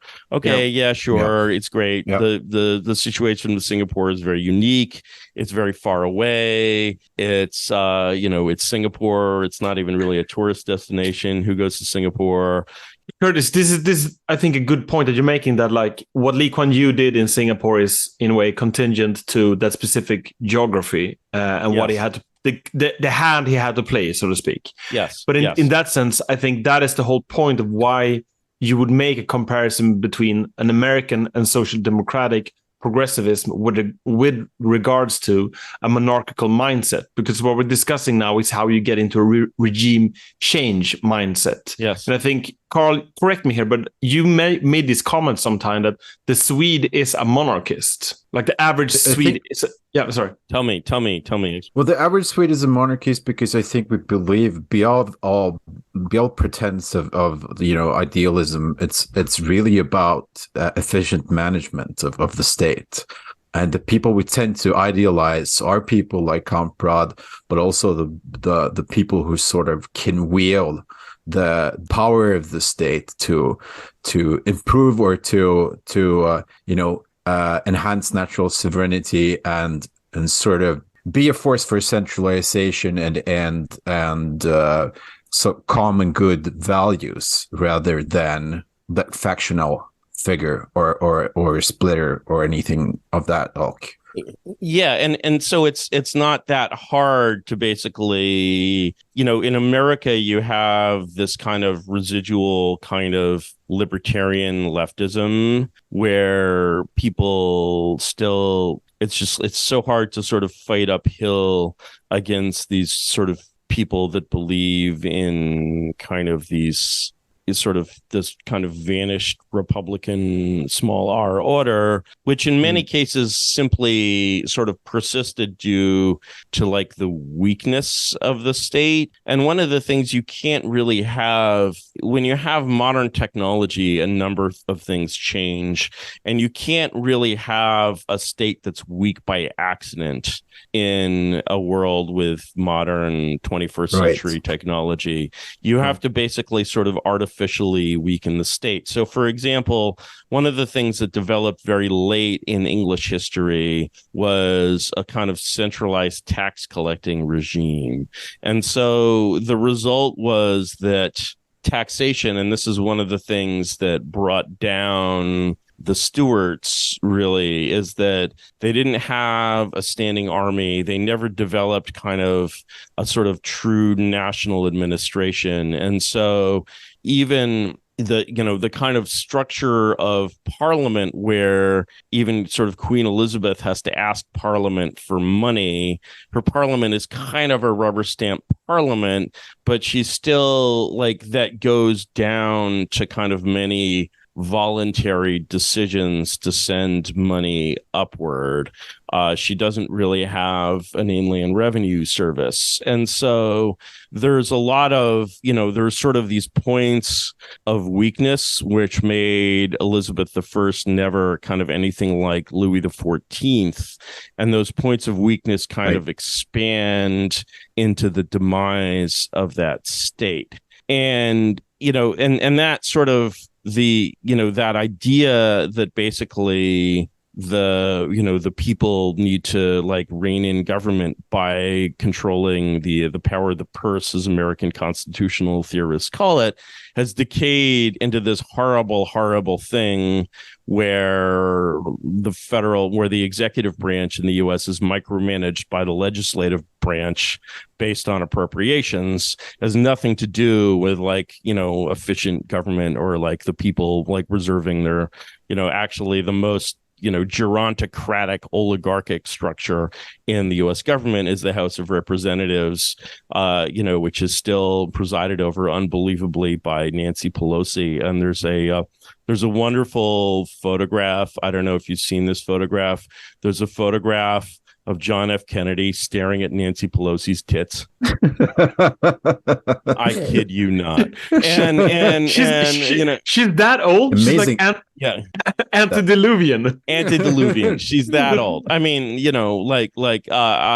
she was a young woman to the point where maybe it would be a little inappropriate, but it wasn't a case of pedophilia. She's that old, right? And barely, like President Biden, barely conscious. I mean, and so you have this oligarchy, which sort of, with the amazing thing, we'll see what happens in the 2024 election. But honestly, reelecting Biden wouldn't be the worst thing in the world, because the more senile it gets, the more it becomes visible that the system of like Biden did this and Biden did that. And you see in all these, press releases, the Biden administration did this, and you get, the sort of picture, if you just read this this sort of official prose of this like Napoleon-like leader, you know, who takes an interest in everything and knows everything and just makes 100 decisions a minute, incredibly decisive man, right? You just see that this is not actually like the case. And it's kind of like a Brezhnevification of the US. Yeah, exactly. Where, you know, also Brezhnev is clearly not, you know, he's not Stalin, right? And realizing that he's not Stalin, realizing that it's actually a joke to have a cult of personality for Brezhnev or Chernenko or whoever is like crucial to the downfall of that system. Again, very different systems, but you know, I really like, there's a sense in which it's actually genuinely educational to have this, you know, guy whose like brain is like a tennis ball floating in fluid, you know, basically. I mean, you know, literally you could probably fit your fist in his ventricles, you know, going on camera and pretending to be the leader of the free world, right? You know, I was talking to like an American political journalist at a wedding, you know, the other day. That's, you know, talking to people at weddings is great because they tend to be very frank. Obviously, I would not reveal this person's name, but he was. I was just like, well, you know, Biden doesn't have you know, Alzheimer's, and he's like, well, you know, so whatever's going on there. Like, he old, right? And Trump is too old too, right? But Trump is not decrepit in the same way. Biden comes on, you know, on the TV the other day. He's just like, word salad is starting to come out. He's like, more than 100 Americans were killed by COVID. And it's just like, wait, what? And you know, like, he just says weird stuff. I mean, imagining him debating, it was kind of absurd in 2020, but now it's going to be so comical. I think there's a reasonable chance that they managed to like usher him off stage, but he doesn't want to go. And, you know, it's possible that they'll use actually his son's corruption. I mean, like there's a separation there. Come on, guys. Right. But the to usher him off stage, I think, you know, the very well-informed political journalist that I was talking to suggested that there was maybe like a 30% chance of that happening. The problem is that the natural successor, Kamala Harris, is just fearfully uncharismatic and just makes a horrible candidate. So yeah, I mean, you know, what you have is this actually, you know, it's funny when I talk to conservatives, it's very, very hard often because they have this totally fake model of the world. But, you know, insiders really, they understand. They may not use my terminology, but when I talk to them, I can easily. And he had this nice description of the Democratic Party. He described it as, quote, a giant job fair, unquote. And you know, that's really what it is, right? And it's a giant job fair, and that's what the Social Democratic Party is. It's a giant job fair, and you know, that's what, you know, global warming does. It creates jobs, it creates meaning, it creates purpose. It creates, none of this purpose would be there if the sun was just getting a little bit hotter. No one actually cares that much about the weather, and what they care about is power. And so really, you know, when you like, I mean, just seeing these things clearly is just kind of the first and most important challenge, really. And if you can kind of, you know, this is why sort of the metaphor of Plato's cave or the red pill or whatever is sort of so powerful. Now, unfortunately, there's a lot of false doors opening off of Plato's cave that just lead you downward into the earth, basically, to another cave, you know. And it's like, when people select the red pills for like how shocking they are, they just end up with the Holocaust denial or something, which just gets you deeper in the hole, right? And, you know, but getting out of the hole is just not so hard, really. And it's just that you can't, you know, like, I think that almost everyone who's highly intelligent, who's basically opposed in Sweden to the Swedish system, is some kind of classical liberal or libertarian or something like that, which I think is it's more respectable than Holocaust denial. It's more true than Holocaust denial, but it doesn't really get you any further than Holocaust denial, in my opinion. Yeah, and here in a way, I think we can segue over into what we set out to do, which was basically, okay, you can have the regime change mindset. And we talked a bit about how you get into that, but then how this actually is mobilized or brought about. And I think, like, I don't know, Kalle, if you want us to give respective views on like different aspects of the monarch in relation to the Swedish case, in relation to also Curtis' larger corpus on these ideas. Like the Yeah, I think how it's brought about is obviously a very interesting question. And, what it is and how it's brought about are very different things. I think how it's brought about has to basically, again, people always fall back on these 19th and 20th century models for social and political change. And I think these models are really extremely false and just do not work in this century. The sort of traditional leftist model of social and political change, which is just never really applied to what was actually happening, is like people sense injustice and they come together as a community to fight against injustice. Okay, well, there's no real sense of community is disappearing. People are highly atomized under this new totalitarian regime.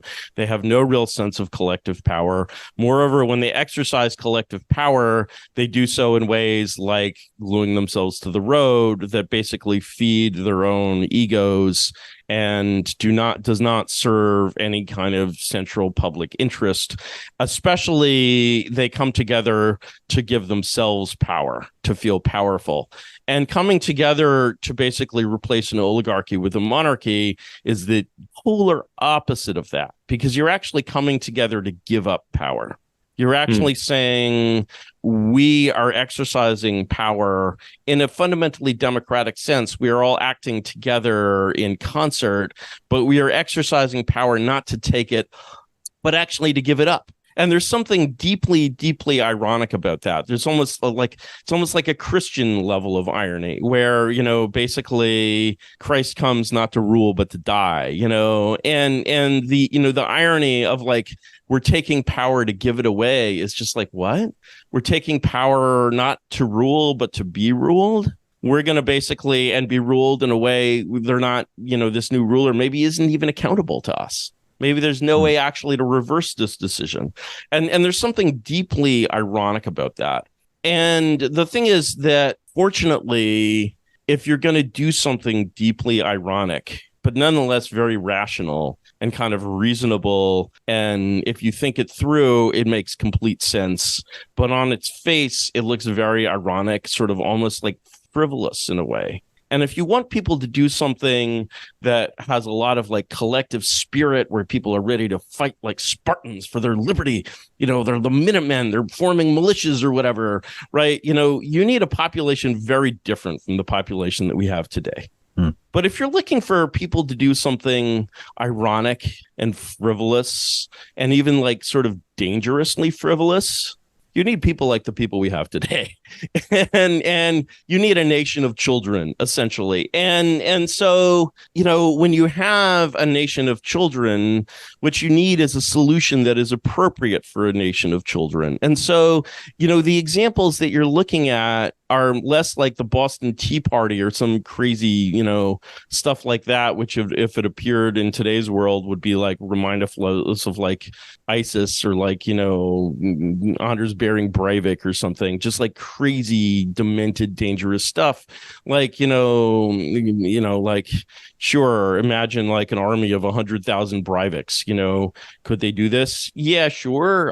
Do you have an army of 100,000 Breiviks? No, you have one nut job. Furthermore, they would have to not be nut jobs, which is impossible because Breivik is a nut job, and it's just unthinkable. It's just like wrong, right? Whereas actually to perform this basically fundamentally frivolous act of saying we'd like not to take power collectively, but to give power collectively, you have to, there's something very ironic about that. And we have the most ironic population in human history. There has never been more mass market irony. It used to be like confined to a very small, sophisticated elite. And now it's everywhere. And so when you look at the kind of irony, so you see things like, the Storm Area 51 in the US. Okay, it didn't happen, but sort of that sense of like frivolousness. There's a sense of something like that behind Trump, but there's also like a sense of that in like the sort of pirate parties, which I think is kind of a dead thing now.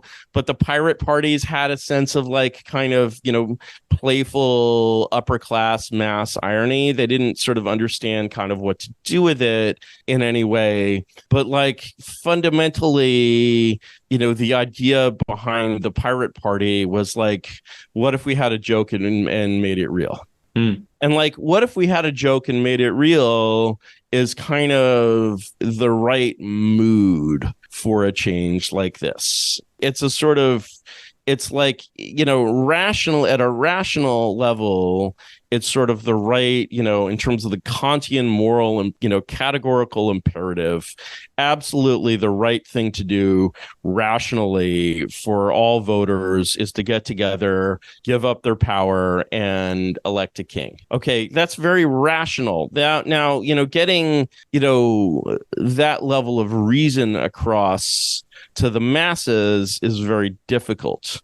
But the thing is, if something can be rational at one level and actually works and can be understood to be rational by, what the Marxists would call a vanguard, and then can be understood ironically and frivolously almost as a game by the population. There's a very interesting American political thinker named John Asconis. He's a professor at Catholic University, I think, some university, but he's not like a religious person. He's and he has basically a theory that politics in the future is going to much more resemble what's called augmented reality games, the kind of games that you sort of play kind of in the real world, but it's like a computer game like Assassin or something.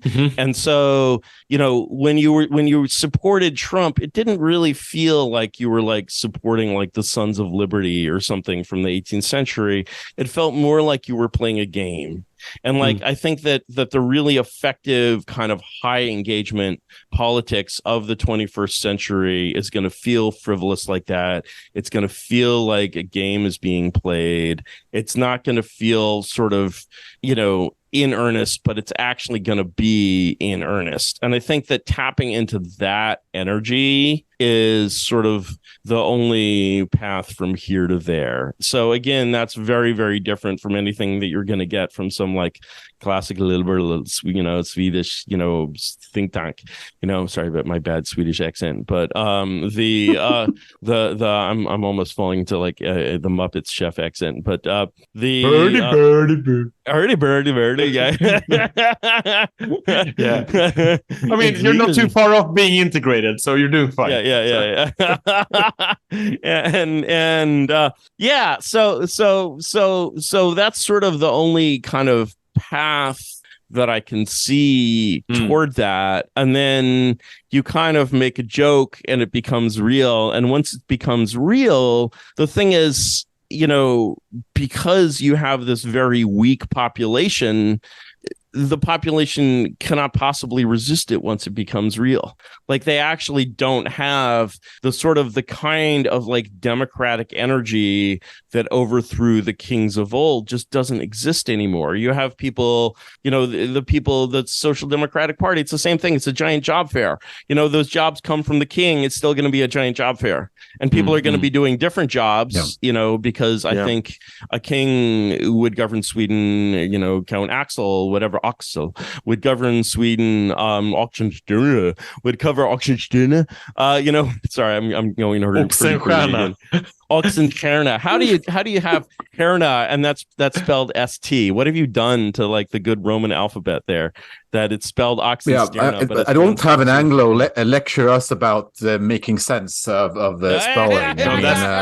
Fair enough. English language. Calm down, Kalle. Calm down. Fair enough. But at least all those words are like old. But it's true. I mean, an Englishman. I'm not an Englishman. An Englishman would have to defend why you pronounce Edinburgh, and Cholmondeley, Chumley. But you know, in America we don't do that so much.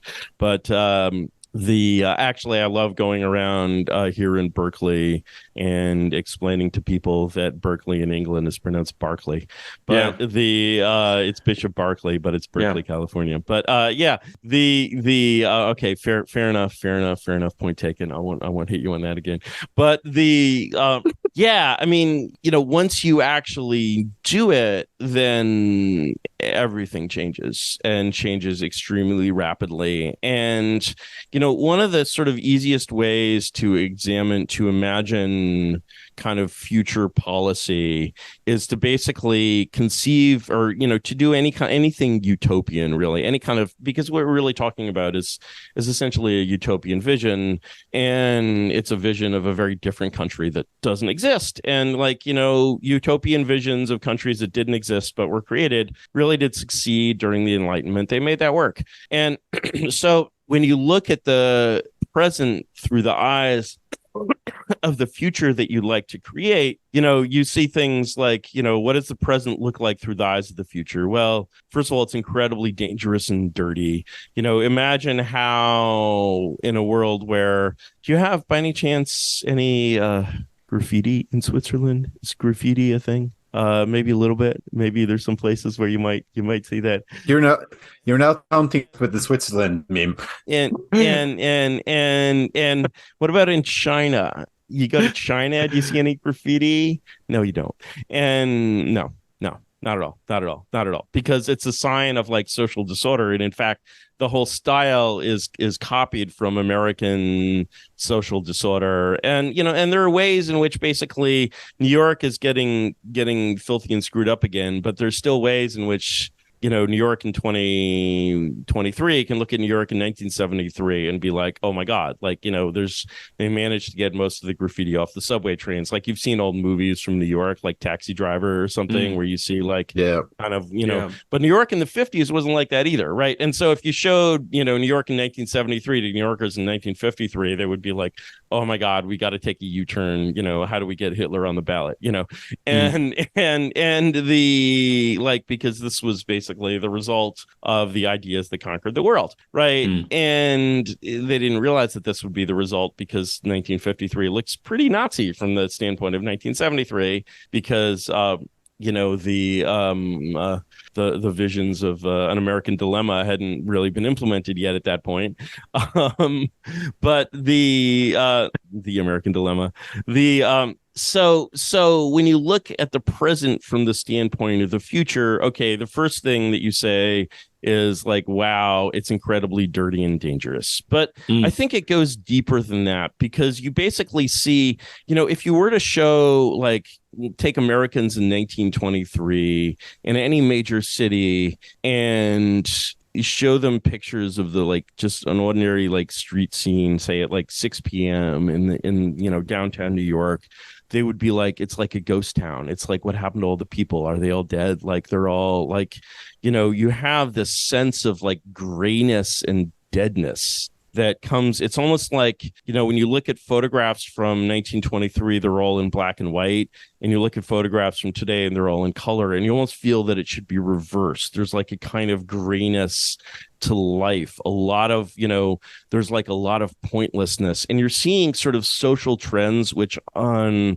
their face look good. Like, you know, you see basically falls in the US in like teenage pregnancy, and you're like, wow, people are getting values. They're not getting values. They're having less sex. Kids aren't even bothering to get their driver's licenses today. You know, when I was a kid, it was just like, oh my God, I have a driver's license, I'm free. Now they're just like, well, I just stay in my room and do social media all day. What's the difference? And so there's these increasing levels of like anime, and like increasing sort of levels of like bullshit jobs where you're just like, what is the point?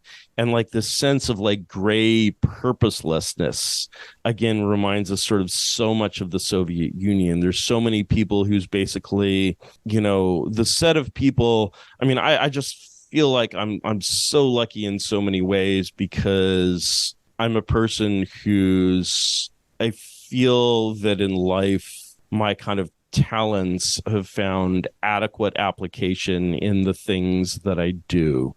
there's so few people at whatever level of inborn talent that can like say that, it's like, even if you're just like, suppose you're like a soccer player, but you're not quite a good enough soccer player to play in the Premier League or whatever. You spend 15 years training, you have this incredible skill, and what do? You come, it's like the coaches that coach my son's, competitive soccer team they're all people who wanted to be professional soccer players and washed out at some point, right? And for every professional soccer player, there's 1,000 of them, right? And there's 10,000, and like, what a sort of like, you have this, I don't really know what can be done, how a society can say, hey, let us use more of our talented athletes in a more equitable way that is less of a tournament economy.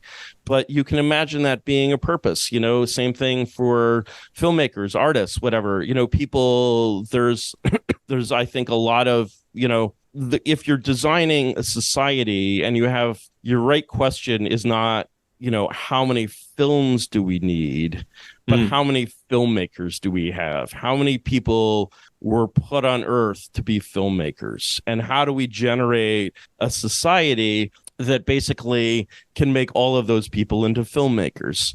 Some people aren't born to be filmmakers. Some people were made to be shoemakers or artisans. There's a lot of people who could be master artisans. I mean, in general, any kind of physically and neurologically normal human being can be trained into a career where the things that they do just look amazing to someone who does not have that training. If you watch basically a master shoemaker who's been training to make shoes since he was 11, making shoes, you're just like, this man is a god. Like, I could not do this. What he does in 20 minutes, I could not do in a whole year.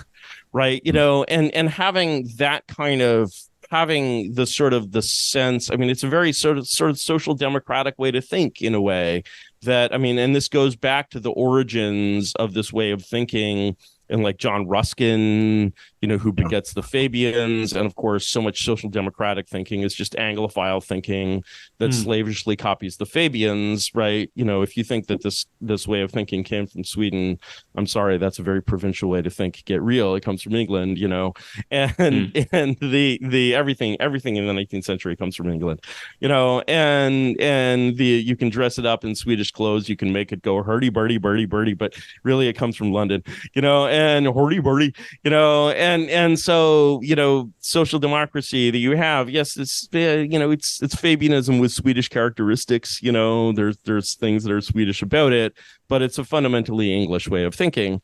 You can find roots of the kind of, the farther back you go in the past, the sort of more utopian and broader minded it is, and the more it's like a vision of how we could all live, and less like a giant job fair and a totalitarian speech suppressing machine, and so everything that I'm saying here is to be found in Ruskin and Carlyle, and the idea that basically the state should manage the economy not to maximize productivity, which we have more than enough of thanks to our room temperature superconductors or whatever the hell, and not to maximize human productivity, but to maximize human fulfillment. Selling that to progressives, I think, is not so hard, right? And then you basically just point out that there's just no way the system of government that we have can do that. And let's entertain that thought further, because I think this links quite well, like your whole spiel on the purpose of jobs in a way. Excuse me, it's not a spiel, it's a vision. It's a vision, it's not a spiel. Sorry. But you can call it a spiel. I love typically anti-Semite Swedish person. That's right. We're going to break up. I'm going to storm off the call and accuse you of being anti-Semites. That's you one for you. What can I say? Go on. I thought I'd use this podcast to come. Anyway. Let's talk about the Jew. Never mind. But my vision. Go Are on. we coming out as Himmlerites, Johan? Exactly, Is this what we're doing now? Very Swedish sounding name, Himmler. Makes you think. But go on. But I think there's the way of scaffolding from a purpose or meaningful jobs to the transcendental aspect of the monarchy. That is the right to rule that you have also talked about. And I wondered, like, Kalle, do you want to jump in on this, or do you want to let Curtis have the first stab at this? No, but like let's just say something about the right to rule, and especially the sacredness of it, because I think it links sort of with the frivolity in a perverse sort of way, right? Because what we saw with the Trumpian like sense was also people who were more excited about an idea, a frivolous idea of like a monarch rather than a political candidate, or even a set of policies. Yeah, even a set of policies. Yeah. And so people frivolously fall because they're so frivolous and so unmoored and so disengaged and so unrooted. They sort of fall into this natural older way of being, and they kind of reinvent without realizing it. They go full cycle to this kind of, these kinds of ways of thinking, which they can only perceive in frivolous ways. So, for example, it's like when people watch Harry Potter, Harry Potter is just ridiculously full of like aristocracy and classism and monarchism. I mean, Harry is born with the right to rule. He's of noble royal blood. The banks are controlled by Jews. All around them are like muggles who are peasants, right? He goes to this ancient institution. I mean, it's just this thinly disguised reactionary fantasy, and people just lap it up, and I'm just like, my God, like, how do you not realize that? I mean, I guess, now J.K. Rowling has been outed as a transphobe, but all of this stuff, like the secret to J.K. Rowling is that she's just laundering just this like unabashed reactionary sentiments into children's books, right? And I mean, to say nothing of Lord of the Rings, which is, ends with the like Return of the King. Actually, I'm really mad. Excuse me if I can mount my favorite hobby horse and just be extremely mad at Peter Jackson for deleting the ending of Return of the King. Because the ending of Return of the King is, of course, not, Frodo goes off with the elves and they live happily ever after, but the Scouring of the Shire. And the Scouring of the Shire depicts a reactionary, anti-Bolshevik, basically counter-revolution, right? And there's just no way to spin that as anything but like basically I'm like basically Frodo is coming back to lead the White Terror. Like Frodo was Mannerheim, and right, that wasn't Sweden, but Finland. But wasn't Mannerheim a Swede anyway, right? I mean, this is basically all aristocrats in Finns are muggles. Yes, Finns are muggles and hobbits. They can't live without their Swedish ruling class. Yeah, exactly. Someday Greater Sweden will become reality, and you'll give them the structure. It's still here in hearts and minds, Curtis. It's still here in hearts and minds. There you go. Yeah, we shouldn't even stop there. Like Estonia should be renamed Kurland, and on we go. Kurland, yes. And you're like Western civilization ended at the Battle of Poltava. And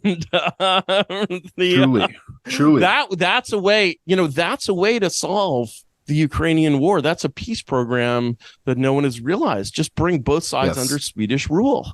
Yes. And Petersburg is now Swedish, as should be. We can rename Ukraine Gammelby. Yeah, how's that spelled? No, it's like after Poltava, the story goes that a number of Swedish soldiers were taken captive and moved down to the Black Sea, where they founded a village under Russian captivity named Gammelby. I get it. Yeah. This is all. I mean, same flag. They stole our colors and everything. Why not go all the way and retake Mikkelgard? And They're sweet. Yes. They're Vikings anyway. The Russians won't admit this. They have their own weird story about They Bruce, have their own weird story, but we know that they would just be basically barbarians eating roots and berries if the Vikings did not come down. So Swedish supremacism. But for now, we will be confined to what we have. That's okay. That's okay. That's okay. So you got to start somewhere. You got to. I mean, my hero Bukele is making noises about restoring New Spain. Because he's the most popular politician in all of Latin America now. Because yes, El Salvadorian Oxenstierna, I call him. Yeah. Change is coming. Change is coming. So there's a sense in which basically this sort of natural political order emerges not out of piety but out of nihilism. And even if it emerges out of nihilism, it does not have to be nihilist in its form. It basically it's sort of like nihilism itself is the cure for nihilism. And you actually from this nihilistic frivolity of like who cares, you sort of can see this natural political order reemerging. And once it reemerges, because it's natural and because it's well suited to who humans are, and in particular because all of the sort of revolutionary energy and fire that made the last quarter of the second millennium such a disastrous place has now been dissipated. That it actually, contrary to what most people believe, is actually, I mean, you talked, let's sort of bookend this by you started off with talking about the Social Democratic Party as basically having two very clear things in mind: how to take power and how to stay in power. And I would argue that any serious political school of thought has to have extremely solid theories for both of those things. Especially if you have a solid theory for the first, but not in the second, you're creating a very, very large amount of trouble. And just don't. Right. But, the ability of that natural order to persist is sort of like the ability of the Roman Imperium to persist, where it comes after, Romans had not had kings for 500, 600 years. I forget the exact apocryphal dating, but, most people in like 50 BC would have said, well, Romans will never accept a king. Right. And, the emperors didn't call themselves kings, but they were kings. But they were, yeah. And it turned out that basically the Roman virtues had degenerated to such a point that actually being ruled by a king was the natural political form for Rome for basically the imperial centuries. And attempts to restore republican rule seemed as doomed as attempts to restore a king would have been in like 300 BC, where that would have been considered laughable in the era of like Cincinnatus and Regulus. And suddenly by the time of Augustus, it was no longer laughable. It was obviously right. And that's sort of how kind of the great cycle completes. Now, you didn't get Augustus and Caesar through an epidemic of mass frivolity. You got them through a civil war. We're so frivolous that we're not even capable of a civil war, but we're certainly capable of mass frivolity. And especially with our amazing communications technologies, the ability to sort of organize frivolity into kind of a political flash mob.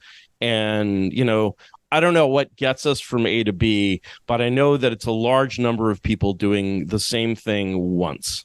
And it's like it has to actually happen in one step. It's not an incremental, slow sort of people working away at this. It's just people being it's like the fall of the Soviet Union. The fall of the Soviet Union could never have fallen incrementally. It's like when I'm not narrowing it down that much, but I'm narrowing it down a fair bit. And it's definitely a case of when you think about how this system can change, it's a good example of kind of Sherlock Holmes type reasoning, where you first have to rule out everything that's impossible. And then when you rule out everything that's impossible, you're left with something that sounds really improbable.